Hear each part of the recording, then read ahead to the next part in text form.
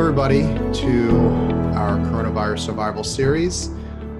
And today, we're actually going to be a two-part series. Part one of the patient journey today, and then next week we'll do part two. And we see that some states are starting to ramp back up, and we don't know how it's going to ramp up or what the process is going to be, start, stop. But at some point, you will be seeing patients beyond just emergencies. And for our specialists and endodontists, they're still seeing patients. So what we wanted to talk about today, and because it's such a rich topic, it will take us two sessions to go through, is the patient journey through the All-Star Dental Academy training program. Now, many of you on the call are members, and we had our member meeting yesterday, and we talked about it. So we're kind of building on what we talked about yesterday. There will be some repetition, but repetition is the mother of skill, right? And for those that are unfamiliar, I'll try to briefly describe the system. And if you want to learn more, we have some great webinars that are free that will introduce you to some of these systems. And certainly if you do the All-Star program, you'll have 20 to 30 to 100 hours of this type of training. So it's just levels of moving towards that. Now, as always, we have our head instructor, Eric Guzzardo, on with us, Dawson Academy instructor as well, and speaker for was going to be at the Hinman, but Hinman, Chicago, everybody wants Larry, but we've had him we knew he was great before now people realize he's even greater than great. And we have Eric Vickery, our wonderful KPI coach, longest standing coach. Robyn Reis, our HR specialist, our VP of coaching, phone skills specialist as well. She does it all. And Heather, our VP of training, our phone skills instructor. And it was cool. We don't hear from her a lot because she's chasing a toddler around, but she's a phone skills instructor, and it was good hearing from her yesterday because she goes, you missed something. You know, she lets us talk about the program until we get it wrong. And then she kind of butts in and says, nope, you got to do it right. Okay, Facebook Live. It's not cooperating with me. Okay, but I'll keep playing with it. Okay, so where we begin the patient journey. The patient journey begins with the phone call. And I put the caveat because, yes, your marketing is part of the patient journey, but in terms of where the skill set of the team has to start to kind of begin is with the phone call. And when we do the phone call, a process we teach in the program and even in our free book and our free webinar and a lot of these things is the great call process. And it stands for, there are 5 steps to the great call process. Does anybody want to volunteer and describe it for us here? Sure. Go ahead, Eric. So greeting, so how you're engaging with the patient right when they first call in, rapport, connecting with them, building a relationship, engage, sharing your sizzle, making sure that they understand, hey, this is what's going to happen when they come in, and then ask for the appointment. They miss that. What's the point? And then taking the information, name, appointment, all that, and then make sure that in that section, you also create the urgency and value and reestablish the commitment to the appointment time. And what was really interesting is we were thinking about how this COVID situation changes the All-Star process. And we were going to create this whole new course. And we met with the coaches. We're like, wait, this is extremely valuable and applicable. And what we want to talk about today is that process and the nuances that you'll start to interject with this great call process. With the great call process, Heather said, great job. So she gives you a smile. She did it right. You are safe. Okay. The American Idol of phone training. The greeting, so we give a process for the greeting. We spend some time describing what it is. And it sounds simple, but it's got to be consistent. And it's simple in concept, but practice and role playing till you get it right and you have the right tone and tonality. But one of the things that's going to happen off the bat when you get phone calls. So we talk about the insurance question. We talk about what do you charge for veneers, crowns, implants, root canals? Okay, those are the hot topics, and there are other objections and questions. But we're going to start getting questions like, are you open? Mm-hmm. Can you keep me safe? What are you doing? What's going on? You're going to get some questions like that. And what Larry has reminded all of us many times, you don't want to be caught where, what? You have to be able to anticipate and be ready for that. So that not only you can answer, but you can answer with the right tone and tonality that it sounds like you care and that you want to be there. Wasn't that, you were saying that yesterday, Eric, is you were talking about, so Eric, and you mentioned that if you're answering the phone and it doesn't sound like you want to be there, that's not going to look so very good. So tell me a little bit about that. Well, it's just the perception, right? So if your team sets up the rules for what makes them feel safe in the practice, then the patients become a mirror of that. So what not to do is, patient calls in and says, well, what are you guys doing differently? It's pretty scary out there. And you're going, not enough. I don't even know why I'm here. I'm so scared to be here myself. Or you maybe not saying those words, but your body language, your tone of voice is you and me both projecting that. Yeah, exactly. I'm with you, pal. Why am I here? I'm only here because I'm going to lose unemployment if I don't come in, whatever it is, So, but what you want to do is create an atmosphere and a culture with your team where everyone feels safe coming in as a team, so that when they're talking to patients, they project safety, peace of mind, calmness in everything they're saying, not in just the words, but in their tone of voice and in their body language. Excellent. Now, when they call and they ask this question about, are you open? Is it safe to come in? The first thing that you're going to do is you're going to address the transition statement. This is a technique that we teach where we want to transition from the greeting to rapport and not go right into engage. Because the common thing is when we get a question, we go right to engage in answering it, and we haven't built rapport with them. And what the problem with that is, we don't have a relationship if they're a new patient. And if they're a current patient, we don't have a relationship. We haven't put it in context. And we want to use the rapport stage, which we're going to kind of get to in a moment, to be able to soften it and make it so that it's welcoming, make it so that it's not so harsh what you're going to eventually be talking about. Okay. Now, with the transition statement, I'm just going to kind of read a little bit of what Heather, do you want to, let me hear your voice, Heather, on this. You did a great transition statement yesterday, unless you want me to try to read what you wrote. Do you want to give it a shot? So they call and they're like, are we open? What do we say? Well, what I was saying yesterday is that, the common questions that people normally ask, which are pricing questions, insurance, it's not going to necessarily be that, are you open, different things. Yes, we certainly want to answer those questions, but we first want to find out, I'm happy to answer that for you. Who do I have the pleasure of speaking with first? We want to see, is this a current patient? Is this a new patient? To kind of see, are they someone that's already on our schedule? Were they on our schedule? Are they new? What are they looking to come in for? Because based on your office, you might be open for a limited, you might be open for only emergencies. So you kind of want to see, well, yes, we are open. However, I need to get some further information. So. Yep. And that's a good point, because you want to, so I'm here. Yes, we are. I'm so glad you called. I'm in the office right now. Again, building assurance. And like you said, making sure you get their name, their number, and we start this conversation. You want to be in control of the conversation. When we say control, it's a positive connotation of control, not the negative way, right? We're going to take really good care of them is the goal of this. And so what's really interesting is we've been the proponent, probably the first one out there, really talking about service-based methodology, no hype, no sales, case acceptance, all these type of things. And now it becomes even more applicable. We have to really make it safe, and not just physically, but mentally for our patients. And this is going to be your greatest marketing tool to be able to be so prepared with this type of training.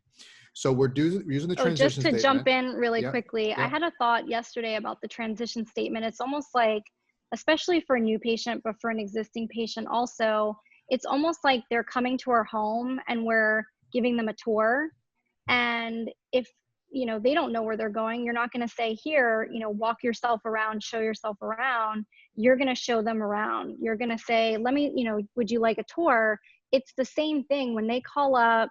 They don't really know what questions to ask. They don't know what order to ask them in. They're just thinking of things, off the cuff. And so for us as professionals, it's our job to kind of gently and politely take control of the call so we can guide them around to where we want them to go. That was kind of the analogy that I thought of yesterday. Yeah, Eric shaking his head. Yes, Eric, Absolutely. You wanted to make a comment? Well,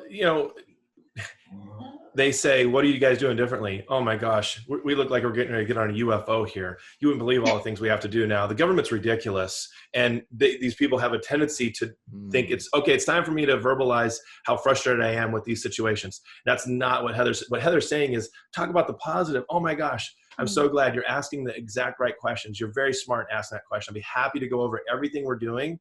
First, before we do that, again, I'm Eric and who I had the pleasure of speaking with, or let me get your cell phone number in case we get disconnected, and you transition into getting control of the conversation by asking a question. It reminds me of the module that Heather teaches in the course about positive languaging. We have to watch what we say.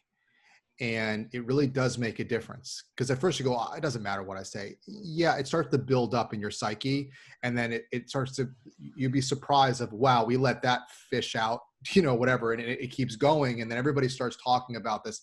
I was at the orthopedic today for, I don't know, too much tennis playing, whatever, before COVID. Now I get a rest. And it was interesting just seeing how they actually were doing social distancing and different things like that. But I was talking to the X-ray tech, and he was like, "Oh, this is so stupid having to do all this stuff." You don't want to. No. It's a pain, and patients will sometimes even try to put that in your mind. Oh, isn't this a pain? Because they're having a pain with it. No, we're doing this for your safety, and we enjoy the extra precautions, and so it's got to be an ongoing process with that. So great points, Eric. Well, it's for the safety of all of us. And I think right now, while things are uncertain as to exactly what we're going to do, because I think it's all across the board what some are doing. And because some are doing more, some are doing less, even though everybody's following the guidelines. It's just like, but you know what? Right now, it's best that we use an abundance of caution. I like that term because people are familiar with it. Don't say, in the interim or for right now when nobody knows what's going on. You wouldn't say that, but you would say, as we're getting back up to speed, we are taking an abundance of caution. It's the prudent thing to do because it protects all of us. And notice, this is what's, I think, the beauty of the All-Star program is you can see we're giving you verbiage suggestions. We don't say you have to say it this way. There are certain guiding principles like service-based methodology, things like that. But we're giving you a process, a system that you follow. You use some verbiage recommendations, you make it your own. It will require you practice and role play this with your team. So we talked about the greeting in general and the transition statement. Then we move to rapport. And this is a key one. And we want to build the relationship. Okay, existing patient, it's great to hear from you. How are you? How's the family? Robyn, I know you're big on rapport, and everything you do is rapport. Just talking to you, just looking at you is rapport. Just such a nice person. Okay, so Robyn, tell us about rapport, why it's so important, especially during these situations, and adding any nuances that can be helpful when you're answering a call for a new patient or existing patient. Well, I want to piggyback on what Heather was saying earlier about, there's a person attached to the end of this call, to the phone. And so they're going to have fears and concerns just like we do. And if we imagine, what would I need as a dental consumer or somebody who maybe has been to your office or hasn't been to your office, what would I need to be assured that, I'm safe and I'm being taken care of? So kind of like what Heather was saying, it's a guest in your home. So rapport is really building that connection. finding out who is this person. I've got their name, their phone number. I've welcomed them in the greeting. I've gotten their referral source. Now I need to know who are they and what's important to them. And the only way I'm going to be able to really build that connection and rapport is to ask questions. And beyond the yes, no, yes, no. Yeah, we're going to get to that when we have to say, have you traveled recently? Do you have a cough or a fever? You take, that now amplifies some of that data gathering we're going to do. But we want to know, who is this person? How can we be of service to them? And, is it something where maybe they're not a good fit for us? But this is where we need to really dive a little deeper and maybe spend a few more moments than traditionally before, that we are asking questions that really help them understand, well, what is of utmost concern for you? Tell me about your previous dental experiences. What is, what's prompting you to call us today and right now? Versus, do you have a toothache? How long has it been happening? Have you been here before? What insurance do you have? Questions, right? Right. So, it's building that connection, and it's really using a professional tone. Somebody might have high anxiety and they just need somebody to listen to them.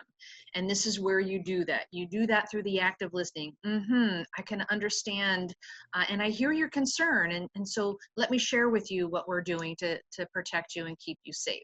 And here's what I love about working in this practice with this doctor, with Dr. Awesome. Dr. Awesome. We love Dr. Awesome. We love Dr. Awesome.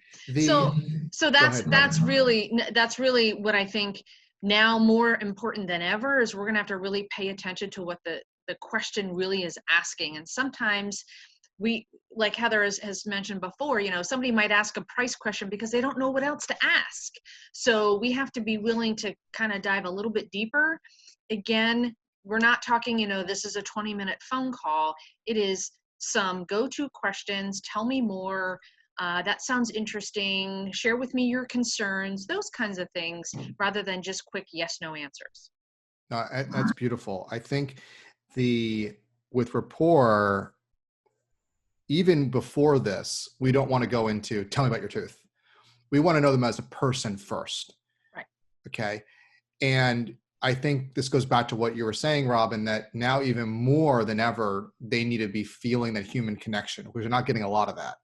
And so building rapport doesn't mean you have to spend 30 minutes with them and hear their whole life story, but it's enough to get a relationship that we're on the same wavelength. Once you're vibrating at the same wavelength, we can move into the other stuff, but you do rapport. And again, we're not giving a fixed time, but that's an amazing way to build a relationship and marketing with your current patients and your existing and new patients. Wonderful.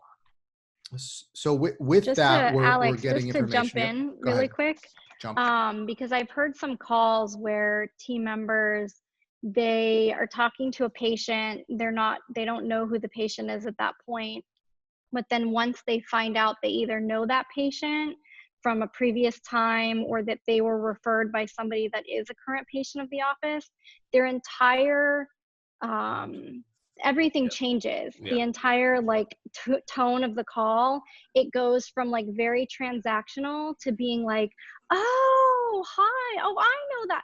And it's what I love to see is when people talk to the patient, whether they know them or not, just like they've been best friends with them forever. That's a really good way to build rapport, when you talk to them as if you're already friendly with them, as if you already know them.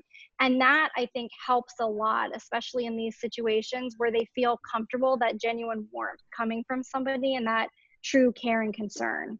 So just a little side note there. And it's so fun to watch, Heather, because whenever you speak with a dentist, it's the same thing that you did when you were new patient coordinator for the dental office. I see you with the dentist. You treat them like they're your patients. For a dental, they're your buddies and friendly and building a lot of rapport. So this is critical, and people in general will invest in businesses where they have that relationship, where you're a person. And again, now is this opportunity to do that, and it's critical. You have to practice with that. So that's rapport, and I think Heather spends 8 hours on rapport in her phone skills program. We're not going to have time to go through that. But again, it's just the fact that you understand that rapport continues to need to be developed, and there will just be nuances, this added sensitivity in terms of the situation with that. That's rapport. Then we've done that. We did the greeting, we transitioned, we got to know them, and like we're learning more about them. And after we learn about them, we are getting more in, like Robyn was saying, what we're looking to do, getting some information about their previous experience with dentists. And these are just, you don't have to say, get that. You'll get a feel. We give suggestions in the program of what to do.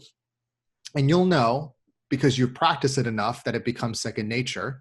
It's like trying to show you how to do a free throw. You can read about it, but you actually have to do it. And that never helped Shaq, though. That's besides the point. So then at the end of the rapport situations, you are going to get data of what they're specifically looking for, of course. Human element, then we get specifics. And we also talk about in the program as well about the funnel, open-ended, then narrow, then you go to close any questions. So engage, we're actually going to answer their question. If they're wondering, are you open? And of course, if they say, are you open? We'll say yes, and I'm going to tell you more about that later. We'll talk about that. Or they might say, how are you keeping us safe? That you can say, yes, I'd be happy to talk to you about that. I'm going to cover that in detail at the end of our conversation.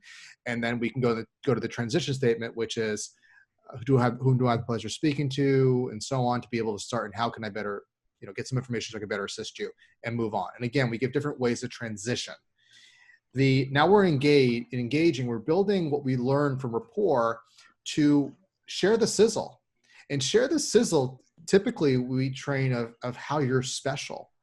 Okay, so if they're asking for veneers, crowns, or whatever, or they're a fear patient, we talk about the spotlight experience, we want to craft our sizzle to correlate to that. Now in this case, our sizzle is going to speak to how, as Eric was saying, we keep you safe even beyond the OSHA standards. And we were talking with our member doctors the other day that dentistry has been on the front line of this and has been ahead of the game. And even with the way dentistry has been done before, most of it is keeping you safer than anywhere else you're going to go. Okay. And now we're just adding additional precautions and assurances and so on.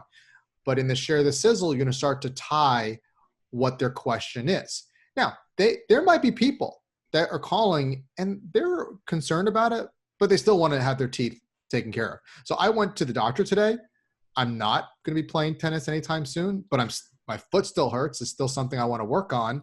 It's not an emergency, but I have time. People still are going to want to get their hair cut.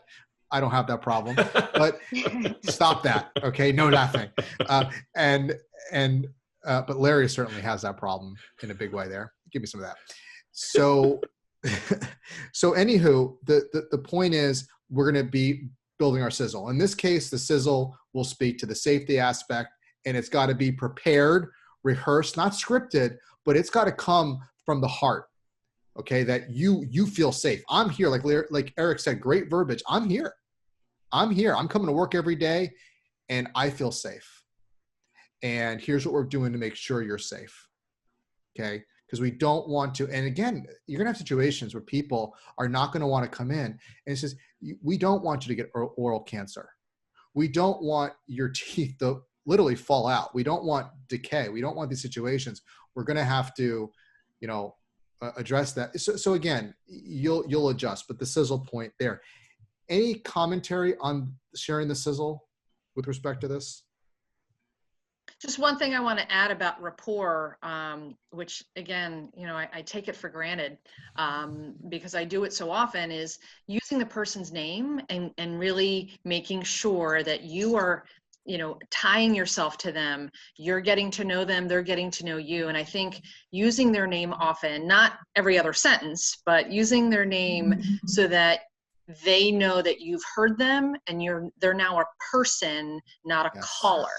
Yes. So you're building that relationship. And I think the engage part is really what Eric was saying before is, the moment to shine of here's everything that we're doing. Here's why I love working with my doctor, awesome, and my team. And we have spent countless hours. You've shared with me, you've got some concerns, so do we. And we've, talked about that. And, these are some uncertain times. And here are all the things we're doing to address that. And over an abundance of caution, we're going above and beyond. I will say I've had a couple of calls with team members that aren't so confident that they're in a position to feel safe. And so, for whoever's on this call, have those conversations, as a team. Make sure you're all on the same page, because it will show up on the phone if your team member who's answering the phone, isn't confident and comfortable. And so you want to address all of those anxieties, those concerns, those fears ahead of time, because when we talk about sizzle, man, this is, authentic, this is enthusiasm, this is passion for what you do, and that really will come through to the caller. And to piggyback on that, and then we'll go to Larry, is the tone of voice is critical. Eric did say that, of course, if what you're saying that you don't want to be here, or that it comes across by your attitude on the phone, is so you want to be very mindful, and we spend a lot of time on that, is that rapport is more how you say things and what you say. So be mindful of that warmth and conveying that and that enthusiasm. So, because scripted, they're going to go right through it and say, this is, they're lying to me. So you got to come from the genuine place and be mindful of that. Larry, do you wanted to comment? Well, what makes a conversation comfortable as well is the modeling and the pacing of it. You know what I mean? Like if we're talking too fast or we're talking too slow, that's going to affect the kind of how you're going to be in sync with the person that you're talking with. So pay attention to, how loud they're speaking, their pace of speech, how fast, how slow they are. And also pay attention to their level of concern. If we bring up things that they haven't brought up, or if they're not expressing a level of concern, then we don't necessarily have to bring it up. We just have to be prepared to bring something up in the event that they do, if I'm making any sense. So it's kind of like, well, I'm glad that you brought that up. These are the things that we are doing so that everyone can be comfortable and feel safe in our office. We've always gone, a step ahead. That's what I like about working with this doctor. He goes by the book. He doesn't cut corners. He doesn't keep steps. So my point here is that you're paying attention to, what's their pacing, what's their volume of speech. That will help them feel more comfortable with you if they're a little bit more nervous. And don't be so anxious to, give out information and all of that. It's like, if they're very, very concerned about something, then wow, we share your same concern. That's why we're doing these things. If they don't express that level of concern, then don't feel like you have to review it anyway, because then you'll set off an alarm that they didn't have. We just want to be ready for it when it comes. Heather makes a very good comment when she says, sometimes people ask the things that they ask us because we're not asking any questions. And so they don't know what to ask us, and they don't expect to have to know what to ask us. So when we don't say anything, they just start blurting out stuff to fill the void. And then we have to learn to resist the urge to not answer all of those questions. So pay attention to their tone of voice, pay attention to their pace of speech. That'll help create some comfort, but don't put a level of importance in an area where it's not being exhibited by the caller. And just like a side note, and then I want to get into the final stages of A&T, and then we're going to scheduling, and I know Larry's excited about that, is do your research, Dennis. I talked to the members yesterday about that.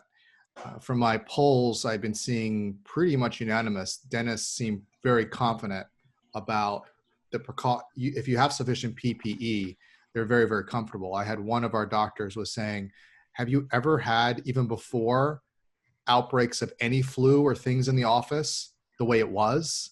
And it's rare, because Dennis had been in the front lines of this type of stuff for a while. So when your hygienist is freaking out, or your team is like, and we're people's nature, because the news makes it like this coronavirus is a special virus. It's never been, it didn't evolve from it. It came out of nowhere. It is in a family of virus that share with a common cold. I'm not saying it's more dangerous. It is more dangerous than that. My point is, It acts like other viruses do, and dentistry has been preparing for this for a long time, and they're taking more. So do your research. Don't take my word for it. Listen to what we said yesterday, Dr. Fauci and the other experts. I spoke to an epidemiologist yesterday, a friend of mine, and he said, you wear a mask and social distance, it's extremely unlikely you're going to get anything, and you follow those things. And so now I have our dentists have masks, face shields, double scrubs. I mean, just wear a spacesuit. So they're suctions and this, so doing phenomenal. But you have, as a leader, as dentist in the call, do your research, calmly address your team, and use facts, use science. This is how pathogens move. And this is what we're doing to be able to deal with it. Now, Michael, our 88 connection, one of our titanium members, is saying here, dentistry is especially prepared for this PPE and has been for 35 years. Now, Michael is not a a Pollyanna, all things are well. In fact, Michael is a buddy of mine. He'll let me know, listen, this stuff is coming. He let me know about this before anybody was talking about it. But even with that he is concerned, he also knows the science, being inside with the ADA, and he knows the safety of it. So you have people that know what they're doing, know the science, that are saying it's safe, and the ADA is doing a good job. So thank you, Michael, for all that good feedback. Okay, so ask them for the appointment. Now we built the rapport. We're going to ask for the appointment and take the information. And here is the point, and again, these blur a little bit, where we have to do our due diligence. Here's where we're going to say, okay, Cindy, we spoke about it. Now I have to ask you a few questions about, have you traveled lately? Have you had a fever? All those COVID questions and things like that. And of course, when they come in, they'll sign the same thing and you'll have your procedures. Okay. I'm not going to get into all that. The point is, you're going to start to go into that at this point. But notice the experience that if they called and you're right into that, you have a fever? It's like, what am I? Like cattle? Infectious? Right. Right. I feel like, yeah, and you're like afraid to cough near somebody, like even on Zoom, you don't want to cough because somebody might catch it on Zoom. Right. So you're it's a stigma, but treat people like people. And if they say, yes, I've had a fever, well, let's monitor. Tell me about that. Tell me about it. Yeah. What's going on? What's happening? And if it's deemed it's not safe to come in, then you say, I'm going to be keeping in touch with you and checking on you. And we're going to get you in once we're together, we find that it's safe for you. Okay. You'll have verbiage for that, but it's not like call back later. This is a relationship that you're going to plan for many, many years with these people. Okay. So use it as an opportunity. So this is the point where, in asking for the appointment and taking information, that you're getting information as well as other information, like if they're pre-medicated, and also in this area, you're going to be looking at setting their expectation for coming in. What's it going to look like? Painting a picture when you come in. This is building on the sizzle points, that how we're keeping you safe. You're coming in. We ask that you bring a face mask, or we will provide one when you come in. We will either text you. We will either have you. So I went to the office today. They had social distance. They had tape on the waiting room, so where you could sit. Whatever procedures you put in, you explain the procedures, how it's keeping you safe, how things are going to go. You're in good hands. You're in really good hands. We'll take good care of you. Again, spelling it out for them. Okay. That's a great call process in a nutshell with the modifications for COVID. Is there any other points, coaches, before we go into scheduling, that you wanted to comment about?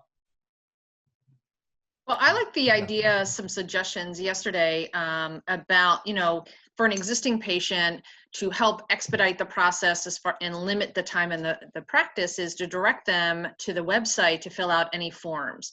Yes, that's part of the great call process, and we used to do that a lot with new patients, but I think existing patients, and even having those COVID questions as well to answer on the website, especially if it's a single person at the front office, the phone's ringing a lot, to help expedite that process. But I think, again, establishing those protocols about, who you're only going to see healthy people. Yes. Asking those questions, making sure that. Hold on. Eric or Larry, please mute yourself. Somebody's making noise in the, go ahead, Robyn. And so just making sure that, we have those protocols in place, so we only are scheduling those healthy people and letting them know, again, the extra steps we're going to take. And I like that verbiage. Like, you're only going to see healthy people. We're screening people. So again, don't get so like, oh my God, what did you say? You'll get little tips you'll add to your verbiage and compile. One of the interesting things in my experience today that I'm like, they had me fill out forms. Like, you could just email me that. Why do I have to sit here, grab your pen, then I have to sanitize my hands again? Like, have that done for me. And again, OSHA and all that, you're going to have plenty of time to be focusing on that. But from a patient experience point, we'll talk about next week, and coaches think about this, but that was annoying to have to spend 15 minutes writing out stuff and then having to sanitize and all that stuff. The less I have to touch and do, the better. In general, as a patient, you don't want to deal with that, okay? It affects the patient experience. But now, like, why I had to give them my insurance card. Why couldn't that be done earlier so that I don't have to be touching people or going near people? Because they don't want to be near me. I don't want to be with them in terms of unnecessary paperwork. So we'll talk about patient experience next week. Okay. Scheduling. Oh, all right. Scheduling is a big bugaboo here because our scheduling guru, before I go. So Larry, I want you to kind of lead off here on scheduling. The two biggies here are block scheduling and broken appointments. Yeah, those are the big issues. And the pre-blocking really doesn't change. It's still, primary care, secondary care, new patients, and then, possibly emergencies. Our guidelines have always said when the office has been closed for a long period of time, consider more emergency time in the schedule. Everybody's going to have to gauge, how much time they think they're going to need for emergencies. This doesn't have to be engraved in stone. So some days you may have more, some days you may have less, depending on what the level of calls are. But remember, it's the same thing with your pre-blocking. Initially, you might have more primary care than you have secondary care. And so you can alter those blocks. So if they have to be adjusted up or down, you can do that as well. I'm recommending that you continue to pre-block your schedule because a couple of things. You don't want to overwhelm yourself or the staff. You want an even flow of productivity coming into the office. Again, we don't want to overwhelm ourselves. We also don't want to overwhelm our assistants. We want to utilize them efficiently and effectively, and pre-blocking does that for them. And you can review all this, through all the courses, but if it's done correctly, then you're actually more productive, you're more flexible, and you've got consistency. So you also have an even flow of work for things that have to be milled or lab work that has to be done in the office and all that. So you want to keep your pre-blocking in place. Consider how much emergency time you think you need as a general guideline that we use in the course. If you tend to get 2 or more emergencies every day, or if you feel like, well, we're averaging more than 2 every day, then definitely put time on the schedule for those emergencies. If you're still only maybe getting 1, maybe 2, but not even that many on average, then I would ask the assistants every morning during the huddle to select a time for when an emergency could come in.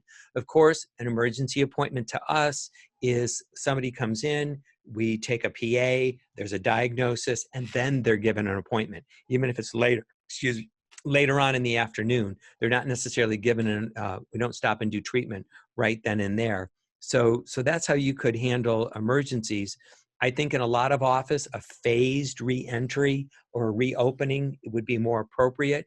You might start with just restorative care the first week because you're getting used to your PPE, you're getting used to your social distancing and any other additional, infection control procedures that you're doing. So be easy on yourselves. Maybe just do restorative care in that first week and then bring on hygiene. And so even there, if you stagger that schedule, if you're worried about too many people in the office at one time, then, maybe do it on the hour or the half an hour, or maybe do it on the hour and on the 15 minutes. We don't necessarily like you to keep that schedule because it also interferes with periodic checks. We have to remember those have to still happen. And in the scheduling, when it's all done at the top of the hour, it makes it a little bit easier, but while we're going through this transition, you might stagger those just so that you don't have 2 patients coming in and 2 patients going out, bumping into each other, if you're trying to keep everybody within a certain amount of distance and all that. And when it comes to broken and canceled appointments, my attitude doesn't change, because I still hate them. And I don't like people to take advantage of the situation and think that they could cancel more. Remember, this is a teaching opportunity. It's an opportunity for them to learn how your system works. And so we don't throw logic out the window, but I still recommend that you follow those guidelines. If people are calling to make a change, it's a teaching time for them to learn how the system works. I would still put those appointments a little bit farther out. And it's the same thing for broken appointments. If they don't give you enough notice, then it is a broken appointment. And after 2 of those in hygiene, I like you to get some security to hold their reserved time. If it's just 1 time with the doctor, we don't have a lot of flexibility right now, particularly if we have a surge of appointments. And so I always recommend that you get some security to hold those reserved times. So our scheduling guidelines literally are the same. What we don't know right now is just, is it going to take extra time because of these infection control procedures? And is it going to take extra time because of the distancing? But I agree with Alex and everyone else.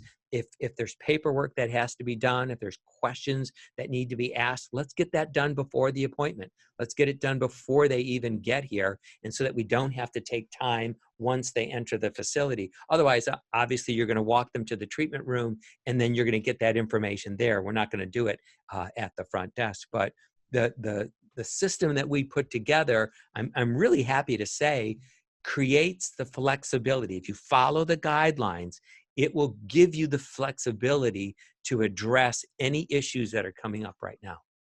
And block scheduling, some people have like, well, I don't do that. Block scheduling is an efficiency construct. It's just pure time management. It isn't something, I'm sorry, Larry, special to Larry. It's based on, I think Larry, you talked to history about scheduling, where it kind of came from, and so on, and the logic behind it. And Larry provides some great alternatives and different ways it can be done. And of course, as Larry always says, his line, you don't want to throw logic out the window. Right. We don't do that, because who the people are that are caring for other ill family members or elderly family members. Who has children who, when they might not have been able to get a sitter at the last minute and things like that. Again, who those people are, and we're okay with them, and we understand that. But the people that I'm talking about. And I think the consensus of the group, and I get a lot of yeses, the people that break and change appointments often are going to be the same ones that are going to be doing it again during this period. And they'll it only exasperates it, because they take advantage of these types of situations. And the important point I want to make here is that I think sometimes we might say, well, I want to be so hard with them, and we don't want you to be an ogre, again, Larry's verbiage, with them. But at the same time, we have to understand, and this whole process of the broken and changed appointments is we're teaching our patientship, respect, and a relationship, because the same thing, they expect the doctor to be on time and to show up for their appointment, right? If the doctor says, I went to play golf that day because they opened the golf courses in Atlanta or whatever, it's a nice day out, I'm not coming. To be like, right. Okay. Or called you last minute and said, I'm going to play golf or do something. Let's go ahead and reschedule. I just had a babysitter. Like it's got to go both ways. And even on top of that, the fact that the entire team is taking all these precautions to keep you safe, and that could be verbiage they can put as well. We're putting a lot of precautions to keep you safe. It would be almost virtually impossible for me to go ahead and reschedule this appointment. So you see, I'm using some of the verbiage from the course. Well, all the verbiage from our course, I feel like it's more appropriate now than it ever was. Yeah, and you can add little things in. We're ready to go. Yeah, and you can add little things in, like there was a nuance right there. Again, we're taking these precautions virtually again. But the idea is it's so they appreciate, as Larry says, we're teaching, not punishing. And you want to also respect the fact that you're making your team available and putting a lot of work in, and vice versa. And I think, again, the consensus of the group, the same people will do it, but because of this, we don't want to just say, okay, it's come when you want. And I would suspect, and we'll be monitoring this, that most patients will follow. There'll be a lot of patients that will be very respectful about this. And for once, I think they're going to believe us when we say this appointment was made especially for you.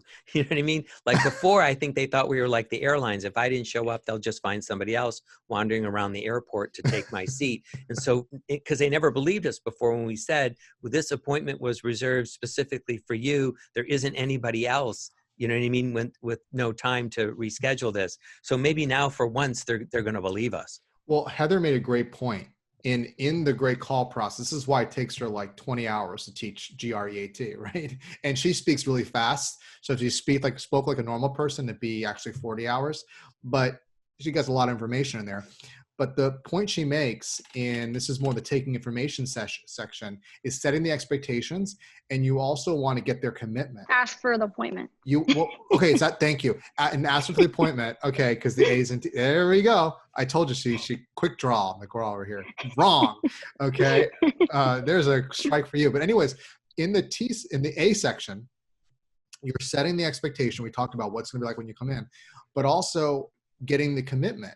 Can I get a commitment that you'll be able to show up? And if you can't, you'll provide sufficient notice, which is whatever we say, 48 hours plus, to enable us, because there are a lot of patients that want to come in. We're taking additional precautions, and it's very time prohibitive to make sure that we prepare for you, that keep you safe. So please let us know so we can. Right. The only exception that I'm making right now is if you're talking to a patient and you're contacting them about an appointment, maybe that was already scheduled 6 months ago before all this happened. Of course. And they say like, wow, I just don't know if this is a good time. I'm not going out of the house, whatever. And I don't feel like I should be traveling out in public. Yes, we understand. We understand nuance. That's a great nuance.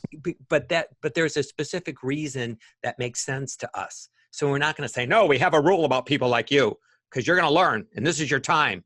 We're going to say, we certainly understand. You know what I mean? But let's look to see when we can schedule your next appointment, because, you know what I mean? We've got a lot of patients that are having to be rescheduled, and we don't have many, but we want to make sure that you get one. Well, I'm glad you made that point, because I think what I was referring to, and I don't want to assume, is people that are making new appointments. If there were appointments a while back and it's been several months and now you expect them to show up, I would make sure that you're doing, we don't say confirmations, but in this case, they have to be contacted. And if they say, I can't because I'm not traveling out of the house, that's absolutely we understand. Fine. Remember, but that's a changed appointment. Okay. That's a changed appointment. You want to mark that down in the schedule, changed appointment 1, and you might put, COVID or whatever. They were afraid to leave their house. We want to see, because again, the people who tend to do these things tend to give the same excuses or different ones, all the time. It's like, well, you had that concern 5 months ago, and now, we're all back to normal. You know what I mean? How much longer are we going to be doing this? But again, I don't want to throw logic out the window. Right. But I don't want your whole policy to go out the window either. Go ahead, Heather. To jump in with is, because of the special nature of what's going on, normally it's 48 hours or whatever the office's rule is or protocol. But are we letting them know that if they don't feel well, that they need to let us know at any time, even if it's right before their appointment, because we don't want them showing up and being like, well, I have a little cough, but I feel okay and I don't have a fever. Well, I think that goes, Heather, that goes to what you're saying and asking for the appointment, that we need to have. And it's a great nuance in our verbiage and preparation. You should have a sheet that reminds you, but it should be second nature. But you're absolutely right. It should be part of your verbiage that if you feel unwell prior or to your appointment, please let us know, and there will be no issue with breaking the appointment if you're unwell. And these are the symptoms we're looking for, right? Of course, right? Because when you're in your contact calls, you're either going to mention that to the patient, these 3 or 4 things that you're asking everybody, or you're gonna say that to them in the message that you leave. But it's a just good point, wanted to verify that you haven't this, those questions, those screening questions, because There are we'll different ask you again when you come in. Yeah, there are different spectrums of patients, right? So there are some that are going to come no matter what, right? And you have to say, whoa there. That's okay. I appreciate that you don't want to. And there are some that I will never break the appointment for you. I love you, Dr. Larry Guzzardo. And They know say, how I no, get. it's okay. What's that? They know how I get if you break an appointment. I know. So. He's trained them well. Yeah. Larry, what's the line about I know we shouldn't use cruise liners, but you said if they're on a cruise and the cruise I've always said I want them to feel like even if they're on a cruise ship that's tipping over in Italy, I want them feeling like I got to call my doctor. I got a dental appointment tomorrow. But that's how you want people to feel. It's like we have this ready to go. You know what I mean? You're supposed to be here. And yes, that was an analogy we used a while back, but That's cruise ships in Italy, Yeah. we're not making fun of them. It just happened to be, that was the old line that it's so important with broken appointments that they care. Okay. You could be in an ambulance headed for the hospital. I want you thinking, hey, somebody better call the doctor. I'm not going to make my appointment tomorrow. Larry's tough. You're a stickler. Excellent. And I want to make one moment, a highlight that Larry had said at the very beginning about scheduling and altering and being flexible. This isn't a permanent change forever written in stone. Like he said, things are changing. They're going to be different from when we left our practices in February or March. We are now going to, approach things a little bit differently. And so planning for that, adjusting for that, adapting to that, and the intention is to eventually get to the point where it is at the greatest efficiency and effectiveness. But right now, it's not going to be. Yeah. And I like the fact that Larry highlighted that right now you might have always had your patient, all your appointments on the top of the hour. Now you just have to, move them a little bit for now. It's not permanent. Yeah, that's right. I think the next 2 or 3 months, I don't think it's going to last longer than that. We're just in a transition. And like we've always said, it is strange. It's unusual. It's more difficult in the beginning. But once we get used to the new routine, because any change we've ever made, we all have felt the same way. I'm never going to get through this, And then it's like, oh, that really wasn't that hard. I'm using I'm using classifications to track PPP spending. And I thought, I'll never get this set up. And it took like 4 minutes, and it's just like, oh, okay, this wasn't really that complicated. Well, that's a good idea. QuickBooks is doing a really good job of this. Classifications. I'll send you the instructions. It's my new email that's going out. Oh, I like that. QuickBooks does it really nice. Payroll too. Yeah, and for members listening, I post all of Larry's special emails onto the course. Yeah, I think this was really insightful, coaches, in terms of seeing that the advantage of using a system is flexible, that really I didn't have to go and redo you have to restudy the same thing. You have the systems are flexible. And then if that verbiage becomes, I don't need that verbiage anymore, it's gone. I bring it back in when I need it. And so what we are doing today is we're seeing the nuances of the all-star systems and where we have to kind of systems don't change. We adjust our verbiage a little bit and maybe relax certain policies and things to be able to adapt. And so we covered the great call process, we covered scheduling, we covered broken appointments. And next week, we're going to talk about the patient experience, the 5 P's of the patient experience. So we might have a little bit of review because phone is part of that if things come up. And we'll talk about the case acceptance, the 5 R's of case acceptance, the system itself, and also in general, the patient experience. In general, case acceptance and maybe collections or things of, we still here to make some money, right? There's still people that have to use their insurance benefits, okay? It's very interesting. Very few people are using their health insurance benefits, yet the insurance company is getting paid. It's a good business for them to be in there. So does anybody have any last minute questions on what we covered, the great call process or scheduling? Michael likes your idea about the PPP. separate. That's a great idea. Yeah, Michael, I'll add that to the Success in Adversity course. That nice email. Any other comments, coaches? I would just say that with clients right now, there's a couple of things going on, and as we prepare, but your comeback plan, you need to have your comeback plan in place. You should be meeting with your team regularly. All of our coaching clients we're doing Zoom meetings with teams. We're making sure that everyone feels safe. And so that way you don't stumble out of the gates. When you have your first patient and you're like, what do we do? You need to run through these things. You need to practice these things. You need to role play the verbal skills. And then secondly, when we do track cancellations in the past, we look at practices that have a low number of cancellations.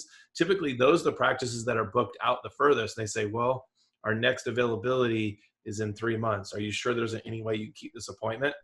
Those offices typically have the lowest cancellation rate. And I think it's going to be even easier to say those types of things if it makes sense to. Obviously, if they're not going out of their house, I'm not trying to pressure anybody. But if you're so busy now in hygiene, you're so backed up, you're going to be able to say to somebody, literally, it's a 3 or 4 month wait to get in for a hygiene appointment. Are you sure you can't make this appointment today? And I think you're going to see a lot of people go, oh, wow, and keep their appointments. As long as it's not in that category like Larry was talking about with not going out of their house. And just to reiterate, again, practice is so important. Practice, role play with your team.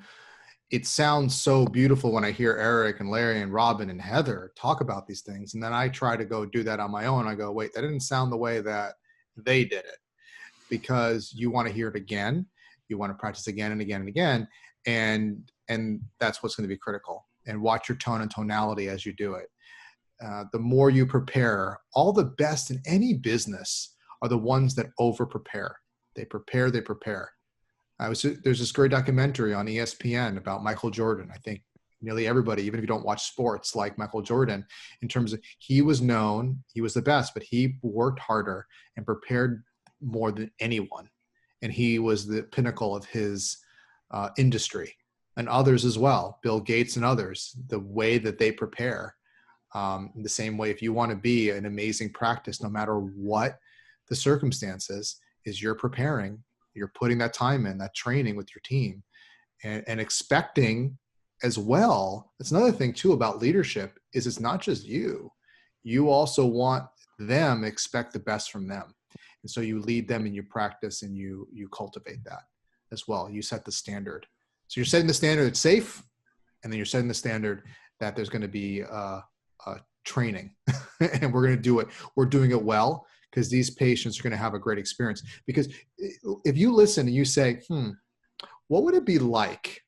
And it's almost easier now with the situation. If I get a phone call and my team's not prepared for the phone call, what is that sending to a patient, right? I mean, before you just go somewhere else, but now they go, wow, they're not even on the map of my consideration. And on the other hand, visualize, what if you do a beautiful call with them, a great call, you handle it well, you're prepared, what type of impact that will have on your brand and on what you do. It's just tremendous. Okay. But it doesn't come, it requires attention and work. That's why training is so important. If you look at any store you've gone to, Target, whatever it is, and there's a line, and all of a sudden 3 or 4 people back, you start realizing that person up front is saying things like, oh, I'm new, I'm so sorry, please bear with me. And then the light starts flashing. You start seeing people bail out of that line and go find a different line, because they lose trust in that person to be able, and they just admitted, I don't know what I'm doing. You can't be on the front line if you're not trained. I never knew what that flashing light meant. No, I'm just kidding. Get out of here. But you guys are giving everybody, I think we can close with this. You're giving them the verbiage that you need to say to patients. We're ready. We've been preparing. We've used this time to train. We're familiar with the procedures.